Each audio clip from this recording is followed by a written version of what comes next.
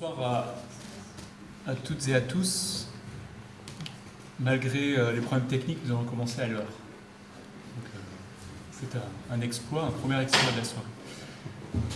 Le deuxième, c'est qu'on soit tous là. Qu'on soit tous là pour essayer de réfléchir, de continuer à penser, de continuer à produire ensemble de la connaissance, malgré le contexte qui est celui que l'on connaît tous depuis quelques jours. Et dans ces moments-là, je crois que c'est la meilleure preuve de notre capacité à rester debout que de continuer à faire vivre notre projet de société qui est celui de faire marcher plutôt la raison sur la barbarie. Donc je remercie vraiment toutes et tous ici de votre présence ce soir. Alors on est moins nombreux que d'habitude, mais nous sommes là et c'est un très bon signe. Donc c'est donc la deuxième séance de notre séminaire sur l'anticipation que nous coordonnons avec mes deux collègues qui sont au fond de la salle, Sébastien Moser et Paul Louvet-Dubuc. Donc un séminaire qui a sa deuxième année, qui est dans sa deuxième année, puisque nous avons déjà fait 1 an de séminaire, 8 séances, 16 interventions sur l'anticipation. À l'issue de cette première année, nous avons fait un certain nombre de constats.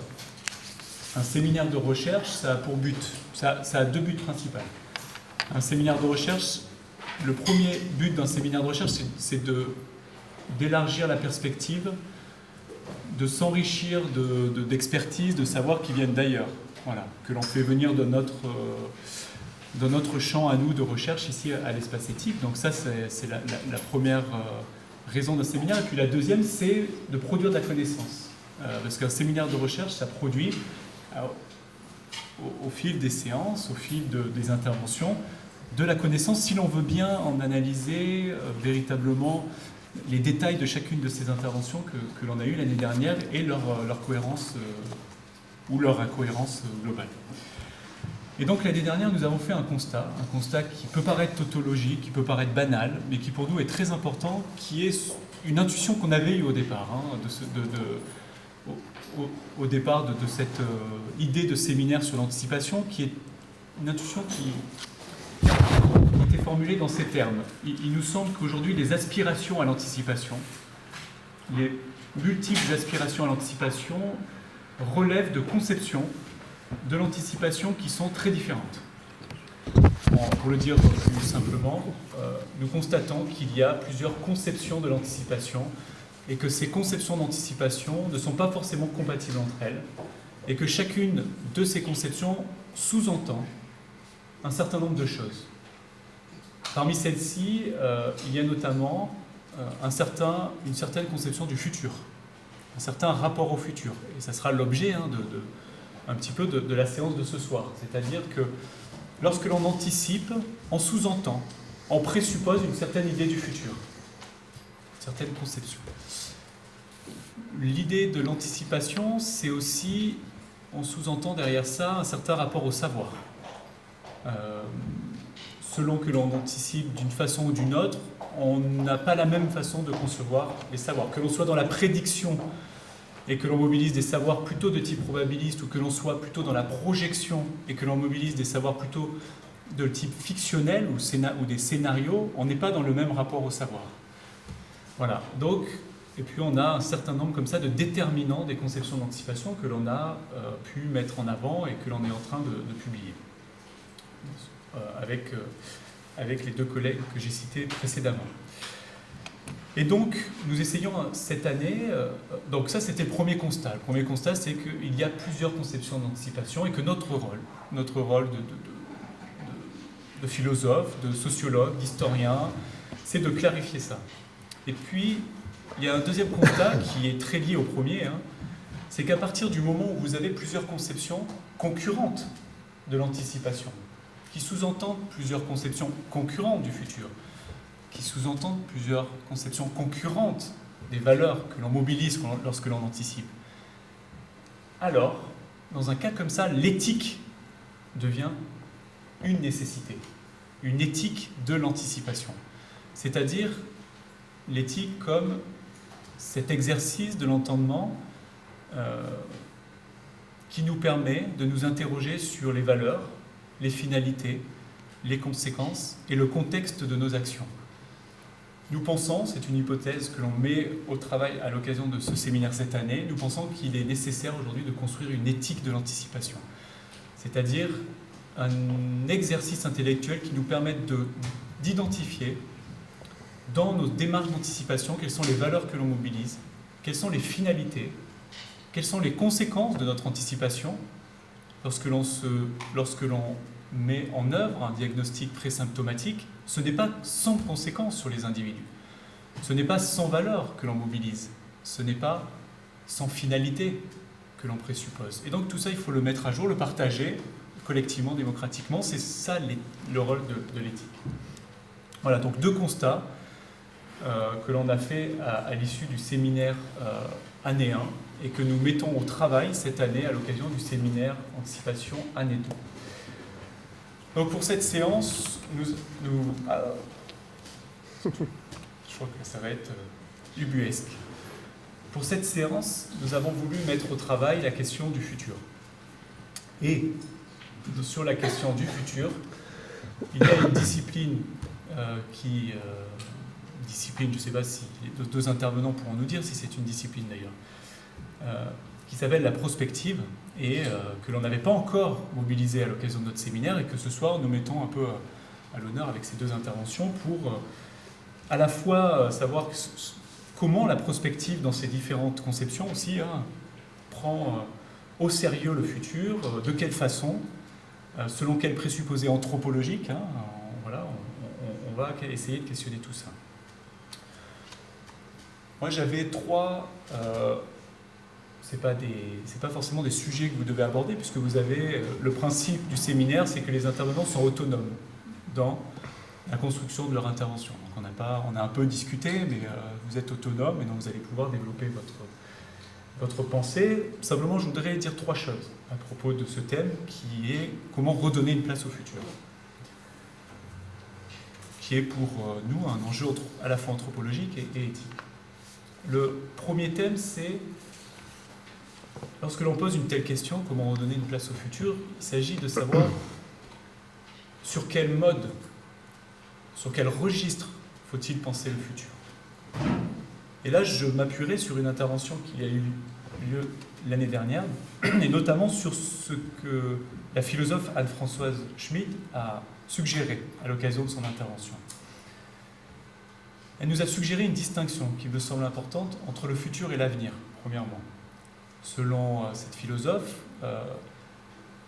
il est important de voir que l'avenir est un temps, alors que le futur est un mode.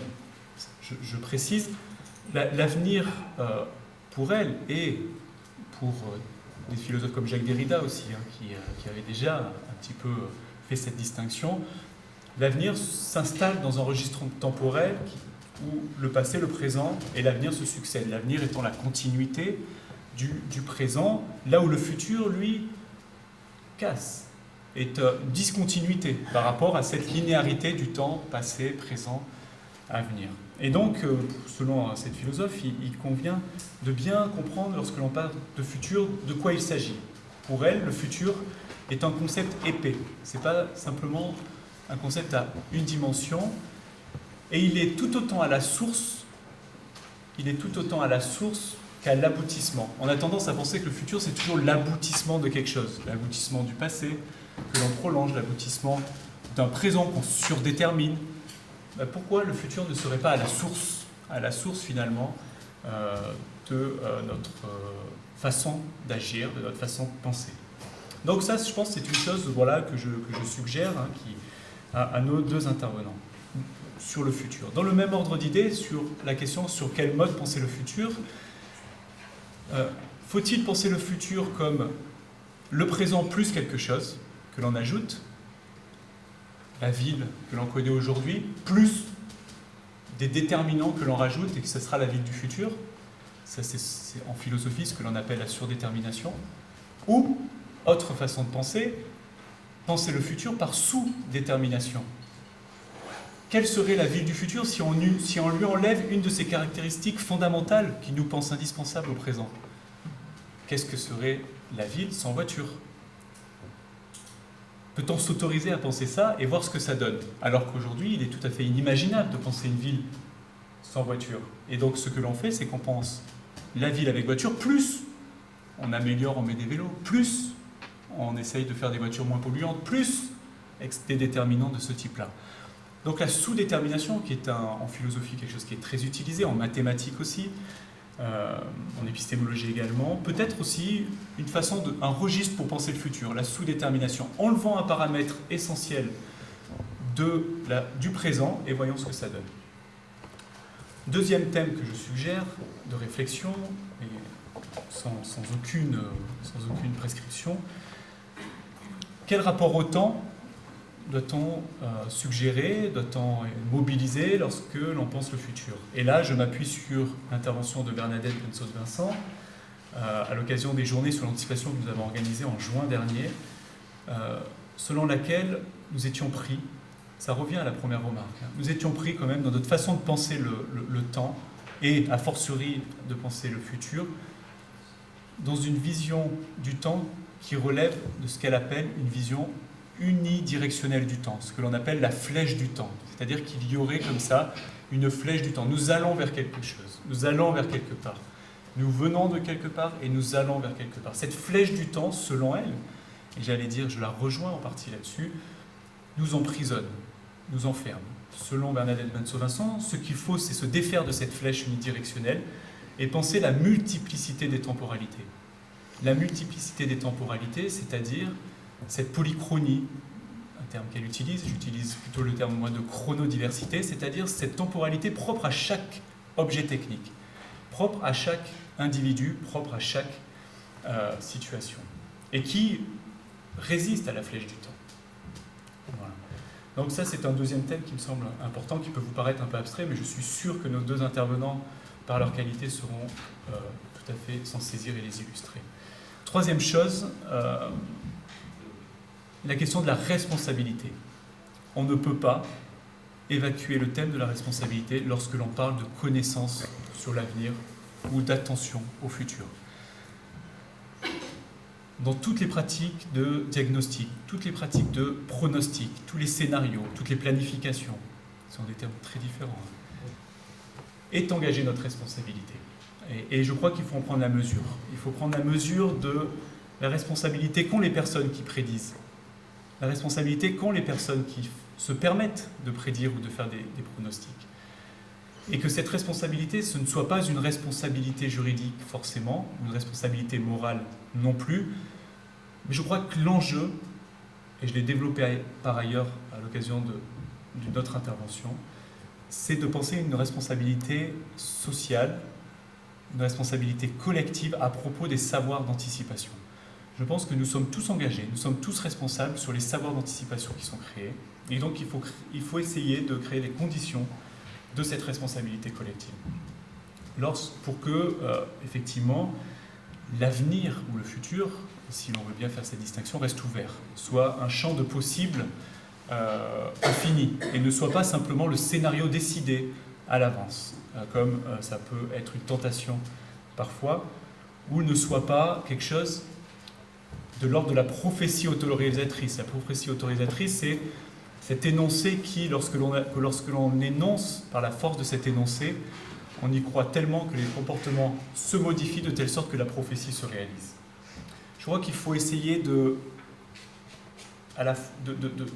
contrer ces stratégies-là qui ferment finalement les possibilités du futur, et donc ça relève de la responsabilité. Voilà. Sur quel mode penser le futur, quel rapport au temps, quelle responsabilité engagée, 3 thèmes qui sont immenses et qu'on ne va pas du tout traiter ce soir, mais qui permettent peut-être de suggérer certaines choses dans vos esprits et dans ceux de nos intervenants. Alors, ce soir, donc, nous avons deux intervenants, comme d'habitude. Le mode, il est classique, à chacun de ces 2 intervenants, nous laissons 45 minutes qu'ils utilisent à leur bon gré, dans lequel on demande quand même qu'il y ait un petit temps de discussion avec la salle. Donc le premier intervenant sera Jean-François Simonin, qui est donc spécialiste des questions de stratégie en entreprise et qui a la particularité de ne pas être simplement spécialiste des questions de stratégie en entreprise, mais également d'avoir mené et de mener un travail de philosophie sur un nom majeur de la philosophie du XXe siècle, je dirais, qui est Gaston Berger, et qui est notamment un des penseurs fondateurs de la prospective. Et Jean-François Simonin parlera particulièrement de la conception anthropologique qui était sous-entendue par la conception prospective de Gaston Berger. Puis dans un second temps, nous entendrons avec plaisir également Thierry Godin, qui nous fait le plaisir d'être présent ce soir, qui est ingénieur général des mines, mais qui est surtout, je crois, aujourd'hui très actif dans une association qu'il préside qui s'appelle Prospective 2100, et dont l'enjeu est de réunir justement des spécialistes d'horizons très différents pour parler du futur, me semble-t-il, avec des rapports, des vidéos, des rencontres qui sont organisées, et qui sont d'ailleurs très généreusement mis à disposition du public sur leur site, 2500 €. Et Thierry Godin se présentera plus en détail, mais il a également des responsabilités au niveau international, et il est auteur de nombreux livres, dont le dernier qui s'appelle L'impératif du vivant, en 2013, qui me semble être le dernier. Voilà, j'en ai fini pour cette petite introduction. On va voir si la technique est ce soir avec nous. Si elle marche. Et je vais laisser la parole à Jean-François Simonin.